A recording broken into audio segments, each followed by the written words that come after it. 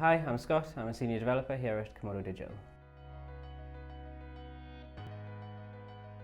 A typical development cycle is it does differ from project to project, but the general idea is after project discovery has happened and we've got all the acceptance criteria and the designs and mock-ups and everything that we need. Everything gets split up into tasks. We usually use Jira for something like that. We usually have like a sprint planning meeting, and we'll spend a bit of time just discussing who wants to do what. We'll delegate some tasks. From there, we'll start the work. We use Git, and we usually encourage people to have like a feature branch per task to keep everything isolated. And then from there, when they're ready to go, they'll open a pull request, put as much detail as possible in pull requests, and then they're sent off to someone to review it.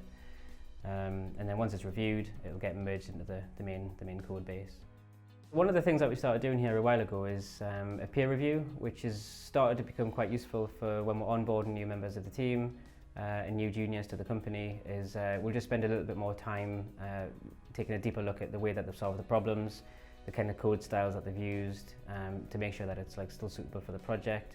It's actually been quite a positive thing where a lot of people kind of look forward to those reviews, and it's always a nice sort of confidence boost when you have someone to tell you that you've done things exactly the way that they would expect it to be. In addition to the normal sort of project manager updates that clients will get, developers are also encouraged to post like daily Slack messages, which usually discusses what they did yesterday, what they plan on doing today, and any challenges that they've faced. And that's been really well received from clients, but it's also pretty useful for developers as well, just to remind themselves as to what they were working on the day before, the week before, that kind of thing. How code is tested and deployed, it does sort of range from project to project, but for some of our bigger ones, we've got a QA environment and a staging environment, and we use the QA environment as a way for us to deploy the current sprint of work. Usually, there's a good few tasks in there, like five or six sort of tickets per deployment.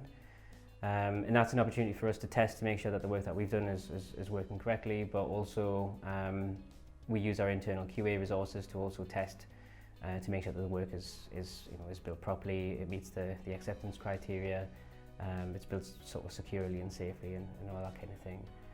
When it goes from there, when it's ready to move over to staging, staging's usually an environment which is much more close to production, so we can test it with possibly live data or like a snapshot of live data, and then that's an opportunity for us to share that with the client, so then they can test it to make sure that it's meeting their expectations.